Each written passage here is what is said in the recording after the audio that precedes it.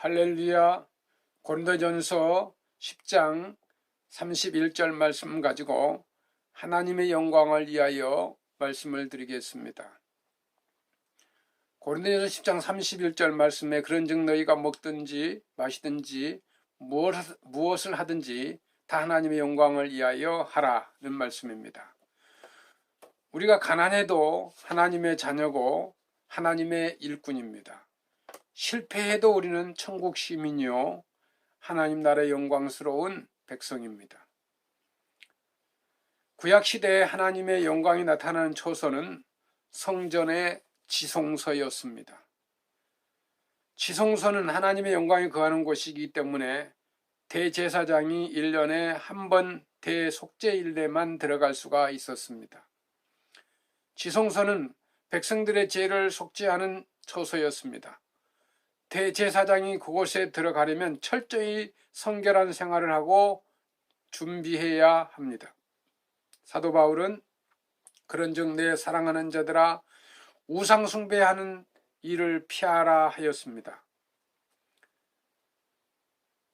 이 말은 직접 우상을 숭배하지 말라는 것이기도 하지만 결과적으로 우상 숭배에 기울어져 위험성이 있는 자리에는 아예 가지 않는 것이 좋다는 말입니다. 본문 15절 말씀입니다. 저는 지혜 있는 자들에게 말함과 같이 하노니 너희는 내가 이르는 말을 스스로 판단하라. 고린도 교회 신자들이 지혜로운 사람들입니까? 자기의 말이 무슨 뜻인지 잘 판단하라는 것입니다. 대제사장이 하나님의 영광이 머무르는 곳에 그렇게 철저히 준비하고 들어가는 것처럼 우리도 주님의 영광을 돌리기 위하여 철저히 준비하고 예배를 드리고 교회를 섬기고 또한 이웃을 섬기는 생활을 해야 합니다. 사도 바울은 권면합니다. 그러니 너희가 먹든지 마시든지 무엇을 하든지 다 하나님의 영광을 위하여 하라.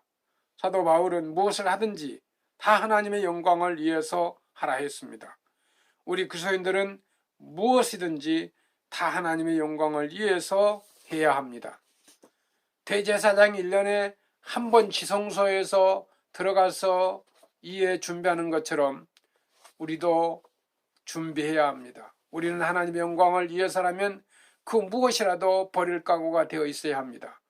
이웃을 구원하기 위하여 우리의 자유를 절제하고 우리의 시간과 소유를 포기할 수 있어야 합니다. 성도는 주일날 예배를 통하여 하나님께 영광을 돌리게 됩니다. 아버지께 참으로 예배하는 자들은 신령과 진정으로 예배할 때가 오노니 곧 이때라. 아버지께서는 이렇게 자기에게 예배하는 자들을 찾으시느니라. 요한복음 4장 23절 말씀입니다. 구약시대의 제사 제도였습니다. 이스라엘 백성들만이 예루살렘 성전에서 제사를 통해 하나님께 영광을 돌렸습니다. 이방인들은 하나님께 영광을 돌릴 수가 없었습니다. 하지만 메시아 시대가 되면서 유대인들뿐만이 아니라 이방인들도 예루살렘이 아닌 모든 곳에서 아버지께 예배함으로 영광을 돌리게 된 것이라는 말씀입니다. 구약의 제사는 그림자이고 신약의 예배는 실체입니다. 구약의 제사는 민족적인 제한이 있지만 신약의 예배는 민족적인 제한이 없습니다. 구약의 제사는 예루살렘이라는 장소에 제한이 있었지만 신약의 예배는 그런 제한이 없습니다. 어디서나 예배를 어디서나 드릴 수 있는 것입니다. 종교개혁자 마르틴 루터는 스가랴 14장 14절을 이렇게 해석합니다. 신약시대가 되면 제사장들과 평신도의 구별이 없어지고 모든 신자가 제사장의 직무를 감당해야 된다는 것을 설명하고 있다는 것입니다. 하나님께서 구별되어 쓰임받는 사람에게 대하여 민족적, 지역적, 교육적, 신분적 차별이 없어지게 되고 아무리 천한 존재라 할지라도 예수 그리스도를 구주로 믿고 구원받으며 하나님께 구별되어 쓰임받는 거룩한 존재가 될 수 있다는 것입니다. 예수님께서 공생애를 통해 이 원리를 실제로 보여주셨습니다. 예수님께서 바리새인, 사두개인, 랍비 등을 거룩한 척하고 누구보다 의롭다고 생각했던 자들에게 해칠한 무덤과 같은 존재라고 말하였습니다. 하지만 창녀로 살던 여인이 회개하여 예수를 믿고 따르자 거룩한 여인이라고 한 것입니다. 또 남편이 번이나 바뀐 여인도 예수님을 만나서 거룩한 사람이 되었습니다. 백성들을 갈취했던 세리마태도 예수님을 만나 자신의 것을 다 내놓는 거룩한 사람이 되었습니다. 우리도 예수님을 믿고 하나님께서 구별하여 거룩한 존재가 되었으니 얼마나 놀랍고 감사한 것입니까? 우리는 하나님께 수정 들고 영광을 돌리도록 구별된 사람입니다. 이것이 바로 거룩입니다. 하나님께서 부르시고 쓰시겠다고 하면 예라고 대답하고 달려가야 합니다. 거룩한 사람은 주님께서 쓰시겠다고 하면 아낌없이 드리는 사람입니다. 사람의 존재 목적은 하나님께 영광을 돌리는 것 외에 다른 목적이 없습니다. 하나님께 영광을 돌리지 않는 사람은 자신의 존재 목적이 무엇인지를 모르는 사람입니다. 우리는 첫째 신령과 진정으로 하나님께 예배함으로 영광을 돌릴 수 있는 것이고, 둘째 하나님께 구별되어 하나님의 일에 헌신함으로써 거룩함으로 쓰임받는 나와 여러분이 될 수 있습니다. 스가랴서 14장에서 두 가지 표현이 있습니다. 예루살렘을 치러왔던 열국 중에 남은 자가 해마다 올라와서 그 만군의 여호와께 숭배하며 초막절을 지킬 것이라 했습니다. 누구에게 숭배합니까? 여호와께 숭배합니다.